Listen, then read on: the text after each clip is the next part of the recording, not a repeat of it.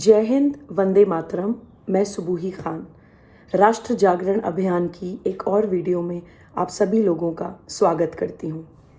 जो लोग मुझे जानते हैं कि उनको पता है कि मैं कभी भी किसी पिक्चर के बॉयकॉट करने में कभी भी आगे नहीं आती हूँ।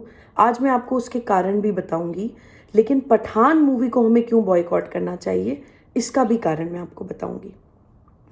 देखिए, मेरा किसी पिक्चर को बॉयकॉट ना करने के प्रमुख दो कारण रहे हैं।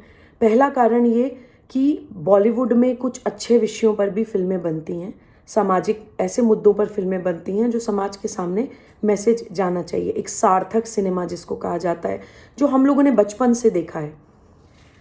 अभी भी कुछ अच्छे विषयों पर फिल्में बन रही हैं, ये भी मैं पूरी जिम्मेदारी से कह सकती हूँ। राष्ट्र जागरण अभियान से जुड़े कुछ बच्चे, कुछ कार्यकर्ता लगातार इस कोशिश में रहते हैं कि कुछ अच्छे सार्थक मुद्दों पर वो फिल्में बनाएं। कभी वो मुंशी प्रेमचंद की कहानियों पर फिल्में बनाते हैं, कभी वो नदियों के संरक्षण पर फिल्में बनाते हैं, कभी वो किसी भी जगह के प्रदूषण को रोकने में किसी महापौर का, किसी मेयर का क्या रोल होता है और उस प्रदूषण को वो किन कारणों से नहीं रोक पाता है, कभी वो इन मुद्दों पर फिल्में बनाते हैं।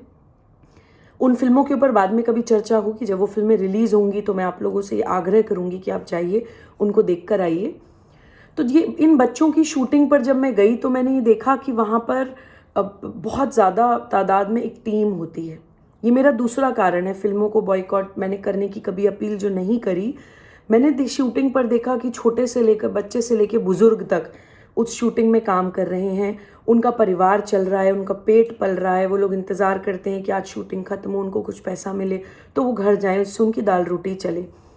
तो मुझे हमेशा लगा कि नहीं, इन दो कारणों से फिल्में या boycott in Bollywood in totality boycott नहीं होना चाहिए, ताकि अच्छे लोगों को कम से कम मौका मिले कि अच्छे विषयों पर फिल्में बना के समाज के सामने परोसें।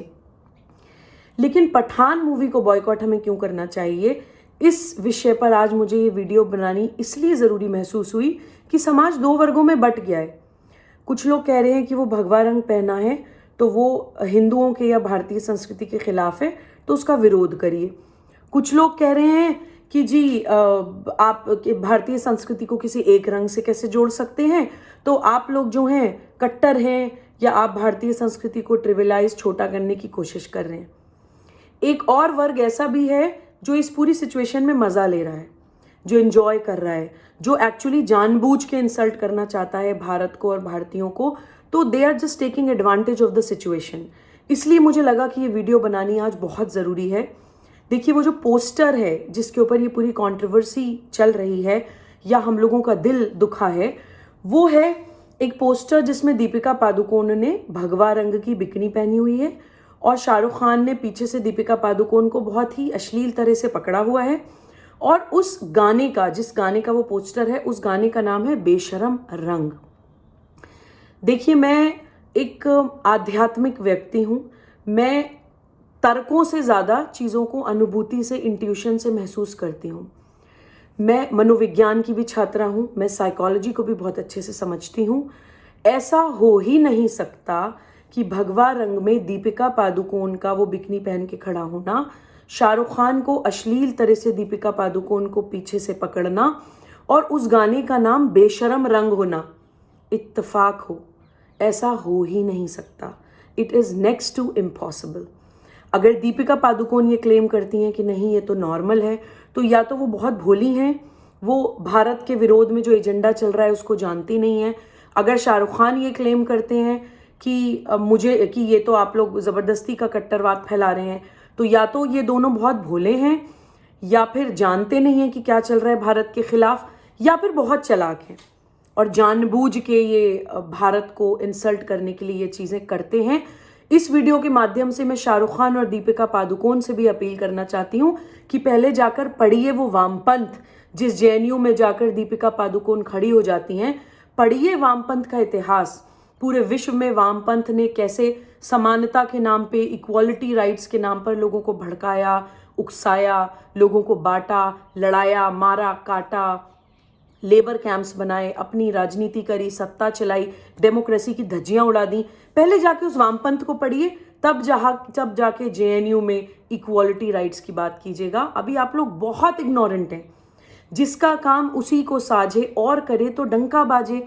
आप अच्छी कलाकार हैं, आपको एक्टिंग करनी आती है तो आप या तो वही करिए, और अगर आप समाज के प्रति कुछ करना चाहती हैं तो मेरी आपको यही सलाह है कि पहले आप भारत का प्रवास करिए, भारत के हर वर्ग के लोगों से मिलिए, भारत के खिलाफ कौन कौन सी ताकतें काम कर रही हैं उनको जानिए।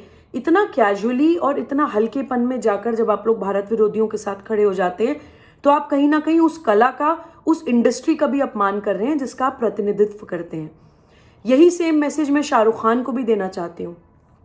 आप फिल्म बनाते हैं पठान, देखिए आप लोग किस तरह का मैसेज देते हैं भारतीय बच्चों को। मेरा नाम सुबूही खान है, अगर ये मैसेज शाहरुख खान तक पहुंचता है तो मैं उनसे भी कहना चाहती हूँ, मैं कोई पठान विरोधी या मुसलमान विरोधी नहीं हूँ।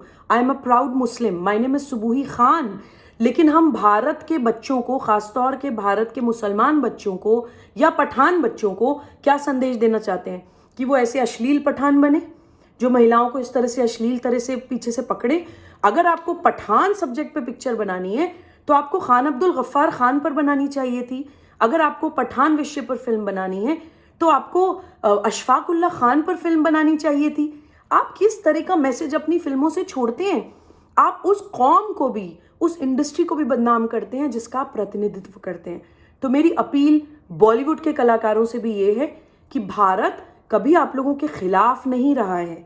भारत ने आप लोगों को सराखों पर बैठाया है, आपको उत्सव की तरह मनाया है। अपने घर के फेस्टिवल्स छोड़ के, अपने घर के इंपॉर्टेंट काम छोड़ के लोग आपकी फिल्में देखने जाते थे। मैं आज पठान फिल्म के विरोध में ऐसे लोगों को जानती हूँ जो मुझसे आकर कह रहे हैं, दीदी हम शाहरुख खान के बहुत बड़े फैन थे लेकिन वो हमारे मन से उतर गया। मैं बहुत सी ऐसी बच्चियों को जानती हूँ जो कहती हैं, दीदी हमें दीपिका पादुकोण बहुत पसंद थी लेकिन वो हमारे मन से उतर गई। तो आप लोगों को, फिल्मी कलाकारों को भी ये सोचना पड़ेगा कि आप अगर सोशल फिगर हैं, आप एक पब्लिक फिगर हैं, तो पब्लिक की भावनाओं का आदर, पब्लिक की क्या डिमांड है, पब्लिक क्या चाहती है, वो आपको सोचना पड़ेगा। आपको भारत को भारत की दृष्टि से समझ के एक रिस्पॉन्सिबल सिटीजन, एक जिम्मेदार नागरिक की तरह फिल्में बनानी पड़ेंगी और फिर से देश आपका स्वागत करेगा। मेरी इस वीडियो को कहीं सेव कर लीजिएगा। अगर आप भारत की नज़र से भारत को देखेंगे, भारत के जिम्मेदार नागरिक होने के नाते सार्थक जिम्मेदार सिनेमा बनाएंगे तो पूरा भारत आपको सराखों पर बिठाएगा। भगवा रंग की बात आती है, देखिए मैं ये दिल से मानती हूँ कि भगवा रंग किसी भी एक संप्रदाय से नहीं जुड़ा है, लेकिन भगवा रंग भारतीय संस्कृति से ज़रूर जुड़ा है। भगवा रंग अध्यात्म से ज़रूर जुड़ा है। हमारे देश के साधु संत महात्मा उस रंग को पहनकर भारत के अध्यात्म का प्रतिनिधित्व करते हैं। हमारे देश में सूफी संस्कृति के जो संत हैं वो भी भगवा रंग पहनकर अध्यात्म का प्रतिनिधित्व करते हैं। तो बेशरम रंग नाम से वो अश्लील पोस्टर भारतीय संस्कृति के हर जाति, हर संप्रदाय, हर वर्ग का अपमान है। मैं दिल से ये अपील करती हूँ कि पठान फिल्म को बॉयकॉट किया जाए।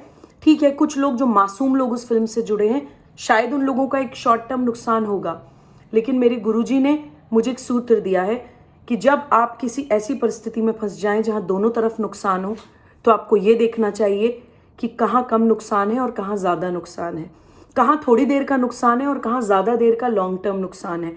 तो इस परिस्थिति में धर्म और कर्तव्य यही कहता है कि हम इस मूवी का बॉयकॉट करें। थोड़े समय तक नुकसान ज़रूर होगा, लेकिन कम से कम बॉलीवुड की, बॉलीवुड के कलाकारों की, बॉलीवुड के प्रोड्यूसर्स की, डायरेक्टर्स की आंखें खुलेंगी। आप फिल्में पैसा कमाने के लिए बनाते हैं ना sir, it's all about demand and supply. Bharat की अब डिमांड है कि भारत को और भारतीयों को और भारतीय संस्कृति को सम्मान देने वाले फिल्में बने। इस कारण मैं पठान मूवी का बॉयकॉट करती हूँ और 135 करोड़ लोगों से अपील करती हूँ कि इस मूवी का बॉयकॉट करें। जय हिंद, वंदे मातरम।